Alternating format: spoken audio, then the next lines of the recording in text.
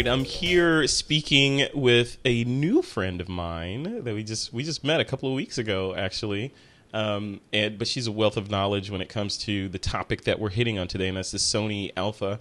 It's Vivienne Gucwa, and she's in Lower Manhattan. She's one of those cool people that get to hang out in the city and take photos of all that cool stuff.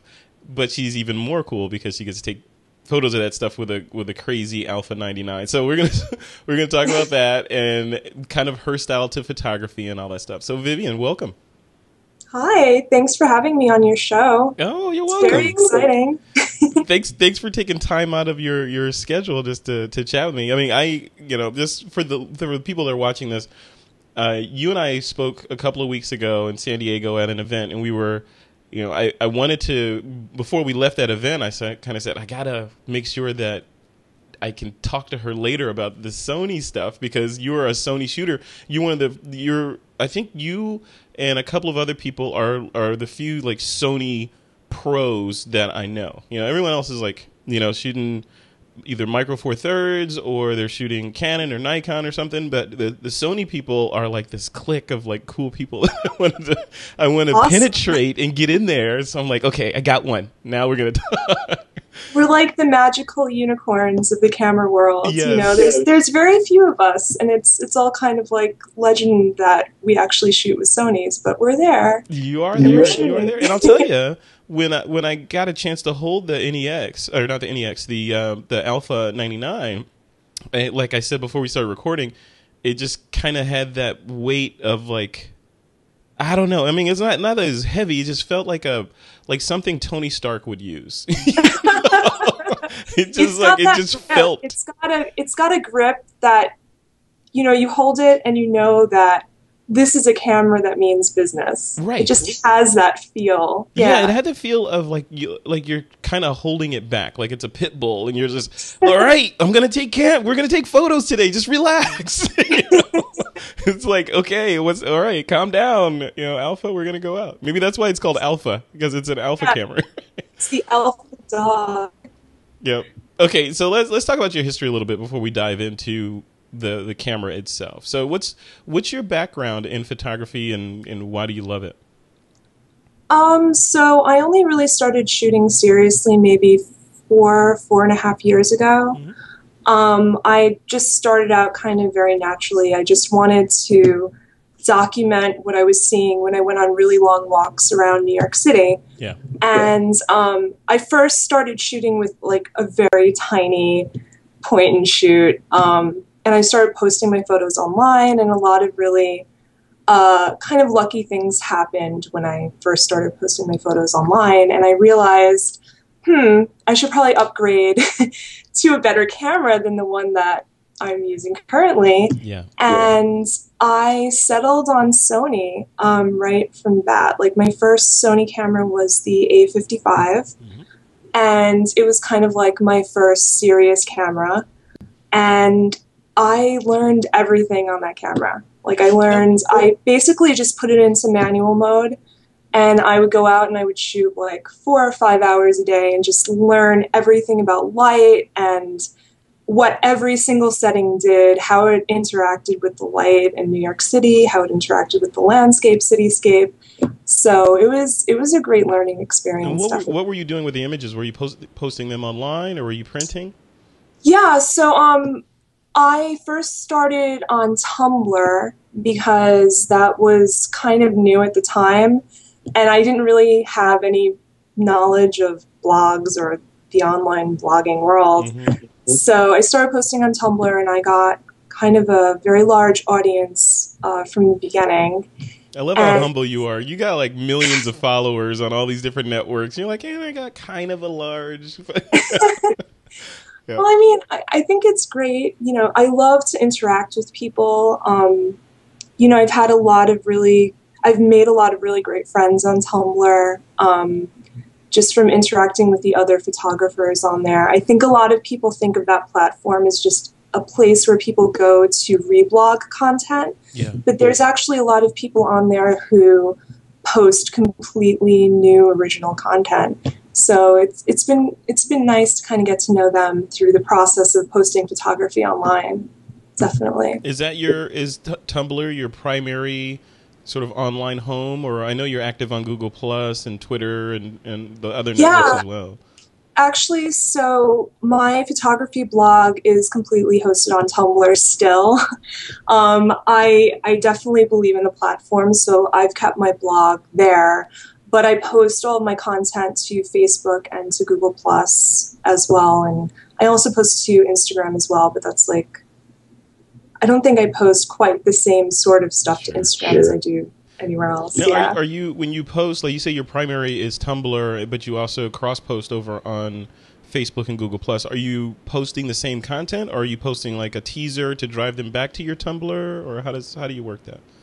I actually post the same content, Oh. which goes against a lot of the social media strategy that's out there. The reason why I do it is because I found over the years that the audiences on every single site are so completely different.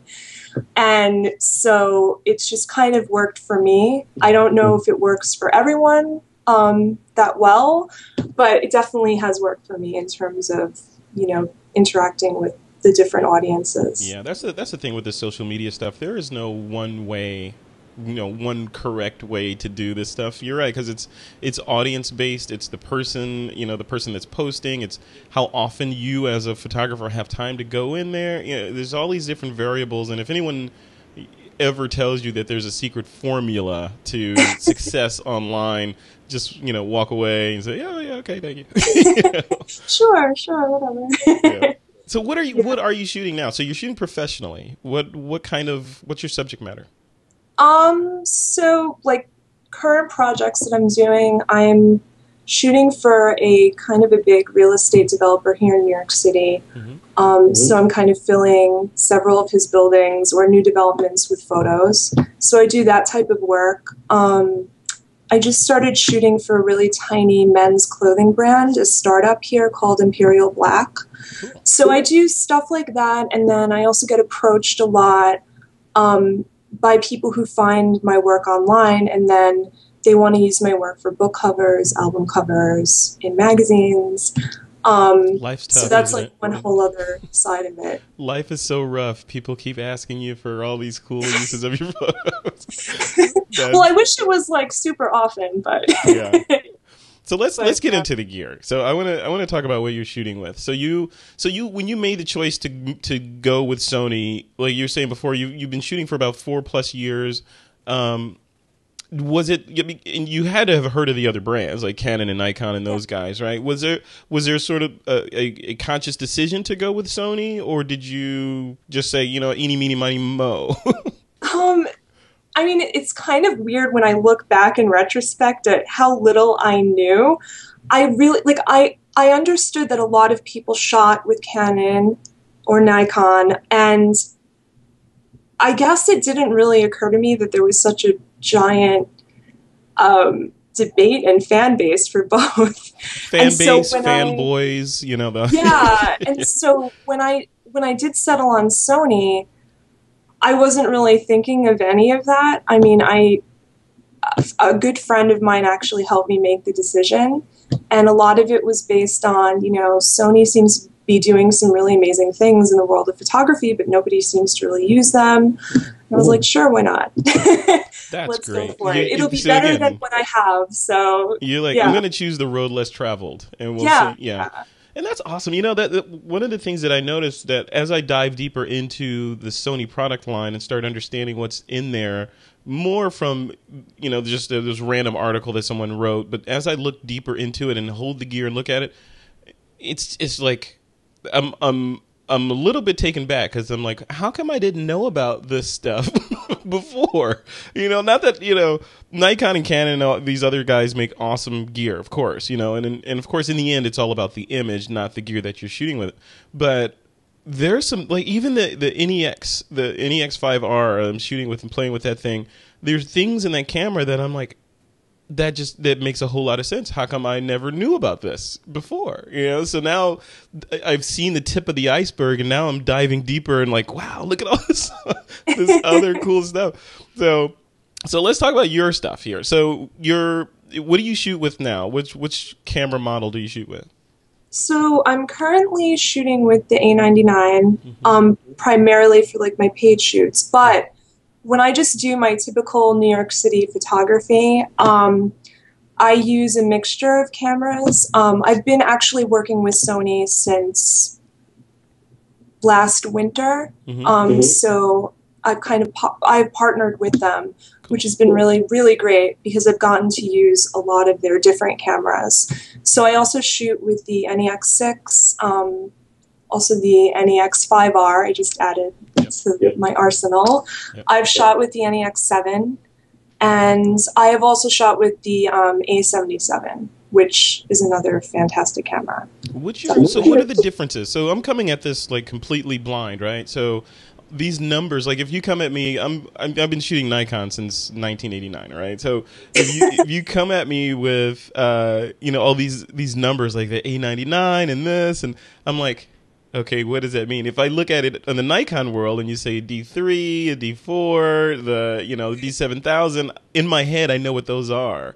What are the different camera lines? Like, is the A99 like the flagship mother of all Sony DSLRs, and then you go down from there? So the A99 is their current flagship SLT, which it differs from an SLR in that it's a single lens translucent mirror Explain rather than that. basically it has a translucent mirror. So Yeah. it works a little bit differently, but it's still the same. Like if obviously you've picked up an A99, so it's going to have all the same exact settings. It's just they're using a little bit different technology. So that's their current flagship. Okay. What came, and it's full frame. The A77 is crop sensor, and the image quality for the A77 is amazing.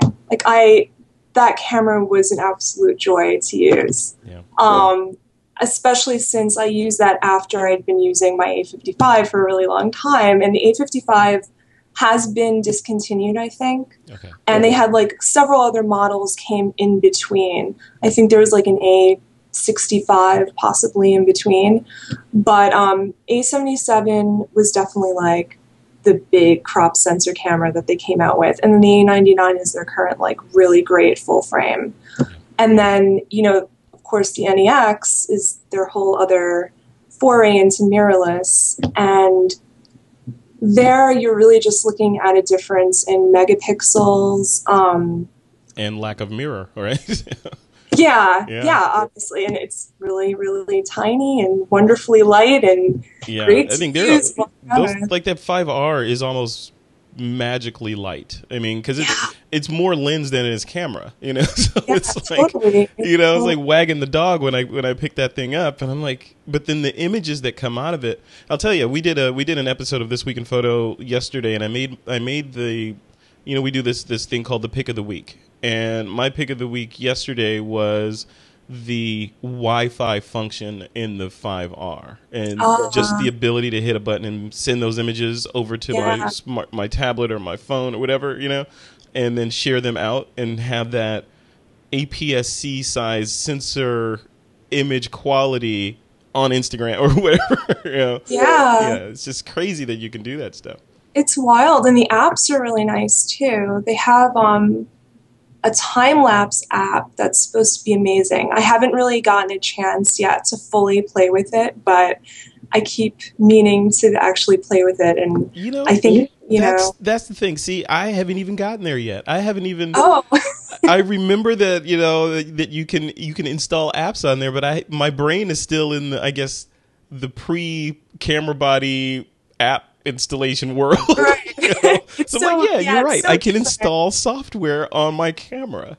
How cool is that? It's ridiculous. It's pretty wild. That is ridiculous.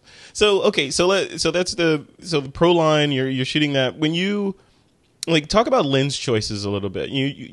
What's your primary walk around lens? And my thoughts or my concerns as a pro shooter would be, I know Nikon and Canon have mountains of lenses, more lenses than I could ever possibly need or afford, right?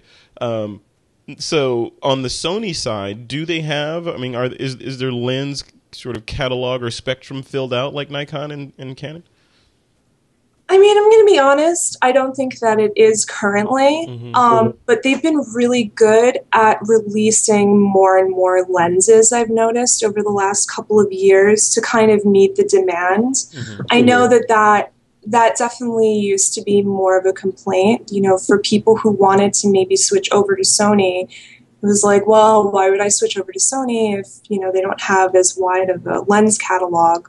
But you can also use Minolta lenses. You know, you can use other lenses on there as well. And they also make adapters for Nikon and Canon as well, which is pretty wild. I've read about those adapters. Are they full adapters, or do you lose all the math and the supercomputer that's in the lens? Like, in other words, is autofocus transferred through and all that? I have no idea because I've never tried it out. I wonder. Sony, if you're watching this, let us know if all the math that's in the lens is transferred to the body when you use an adapter. Yeah. I mean, I know they specifically make the adapters to cater, you know, definitely to people who have a wide array of Canon lenses or Nikon lenses. And I mean, really, when it comes down to it, I mean, I think that a lot of people's allegiances to the gear that they use comes down to lenses. To the glass. If you have a lot of money invested in, you know, a lot of the lenses that you shoot with, it's very difficult to kind of cross over to a different brand. Yeah. So I think that manufacturers are definitely looking at that, and that's probably why they've come up with the adapter to kind of make the transition easier. Absolutely. I would argue that those adapters, especially if you're a company that's trying to establish a beachhead in the highly competitive DSLR marketplace, and you got these monolithic companies up there that people have been building up their lens collections over decades, right? So, which is like cement to them staying with that camera system. So if you as a marketer or as a camera manufacturer hope to lure those people in, one of the most important things is to make it slippery on the lens side of it. So if you say, hey, this adapter right here costs $150 and you can use all your lenses, no questions asked. Come on, you know. Plus you get this body that does all this stuff that yours doesn't do. So So that's the thing. So if they can crack that nut, then I think it's that's killer. Okay, so let's talk a little bit about the NEX side of it. So you said you had and I keep hearing people, like I was speaking with Trey Radcliffe, I was speaking with Doug Kay, and a couple of other people that are saying, you know, they're Sony shooters, NEX shooters, and they're saying that they prefer the NEX 6 over the NEX 7. And I heard you mention the 6 as well. Just by virtue of it being a whole number better, you know, or higher, doesn't mean the 7 is better? I'm going to be honest, the reason why I prefer the 6 over the 7 is because of the apps and the Wi-Fi. Okay. So you don't get that with the 7. And the other difference, so the difference between the 7 and the 6 is 7 has obviously more megapixels, which at a certain point, it's just kind of like, if you're not going to be printing massive size things, I mean, do you really, is that what you're going for? I don't know. Yeah. But, you know, I love the 6 also. I feel like the controls on the 6 are a lot more intuitive for me versus the controls on the 7. On the 7, they added 2 different like little knobs on the top to control aperture and shutter speed, which for some reason, going from the 6 to the 7, it felt really weird and non-intuitive for me after getting used to the controls. And the controls on the 5R are also very similar to the 6. Okay. So, yeah, I definitely prefer the 6 over the 7. And I didn't actually know that other people who shoot Sony felt the same way. Yeah, I keep hearing that over and over again. So I'm like, if I'm new to Sony, which I am, you know, and I was going to go into a store and I was going to get an NEX 6 or a 7, of course I would gravitate towards the 7 because I would think the 6 is outdated. You know, the 7 represents the latest that Sony has to offer, right? Of course I'm going to get the 7, but then I keep hearing it's so unintuitive because I keep hearing from people I respect, like you, saying, "Oh yeah, I use a 6 because of A, B, and C." Yeah. So are you saying the 6 has Wi-Fi? The 6 has Wi-Fi. The 7 doesn't. Yeah, the 7 does not. The 6 has Wi-Fi, and one difference between the 5R and the 6 is that the 6 comes with the eye viewfinder, which to me is amazing. You can actually buy a viewfinder, I think, for the 5R, but it's sold separately. Right. But as you know, the 5R, you're just basically aiming with the back of the screen, which is fine. Yeah, but I tell you, it's fine for me. And people complain about that, like they need the viewfinder and all that stuff. I like that big screen on there. You know, I don't know. I like composing with a big surface. You know, I don't know. Rather than, you know, I don't know. Have you shot in the sun a lot? Because I find the only time that it ever bothers me is when I'm in really bright conditions. Right. And then I feel like I really want the eye viewfinder. Yeah. But other than that, yeah, I don't really mind it. But the bright condition thing is a little bit of a that could get you. That could get you. Okay, what about? So we talked about lenses. We talked about the bodies. What about flash? Do you use flash? Are you a flash shooter? Nope. You're available light, right? Any light that's available. I am available light, and I do a lot of long exposures. Oh, cool. So I don't deal with flash at all. In fact, I've been shooting more and more long exposures for my paid work and for just what I post to my blog. So, what kind of long exposures? Like flowing waterfalls or light streaks or star trails? I wish I was photographing flowing waterfalls, but no, anything that's around New York City. So I do a lot of long exposures of cityscapes, all the cityscapes around the city. A lot of long exposures where I am all the way up on a high vantage point looking down. I love shooting at dusk because I love, blue hour obviously is awesome. So there are some waterfalls close to you. You could just hop in that car or rent a car, whatever. Niagara Falls is right up the street. Driver's license. I'm a New Yorker. That's right. New Yorkers don't use cars. I forgot about all of California takes up the slack for the New Yorkers that don't buy cars because everybody here has a car. I think they give you a car when you're like 7 out here. That's yeah, cool. no, but it's actually one of my goals for the coming year is to travel more and do, a lot more kind of natural landscapes versus the cityscapes and urban landscapes that I've been doing. So I'm kind of excited to experiment with my long exposure photography with that. Definitely. I love it. That is so cool. So, okay, last question. What's next for your career? Like, what's the next step for what you're going to be, putting those Sony cameras to use on? So I'm actually in the process of getting ready to launch a new blog. You heard it here first. Awesome. On Tumblr? No, it's going to be on Tumblr as well. It's going to be a sister blog to the blog that I have.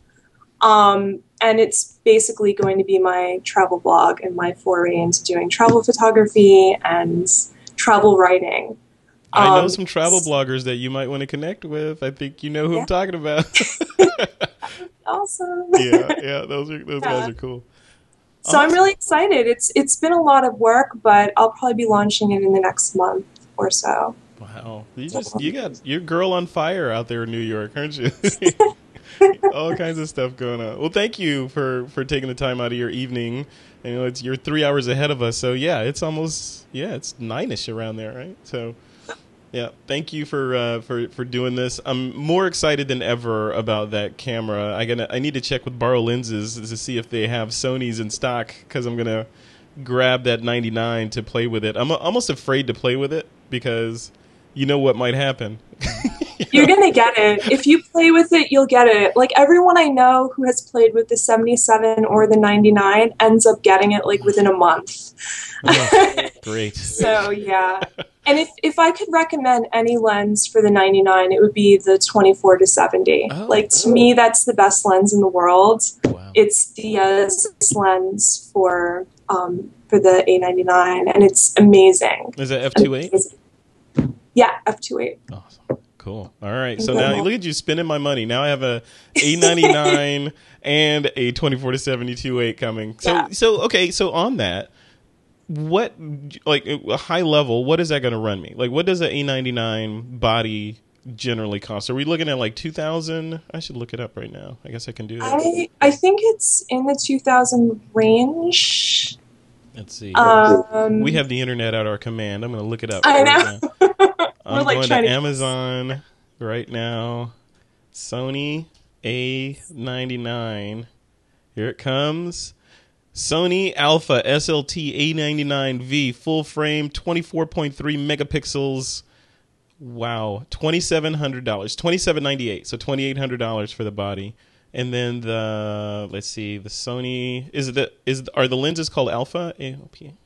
It's just Zeiss 24 to 70, and it will come up in a search. Okay, I found it. Yep, I got it. Oh wow, yeah, that's a real lens.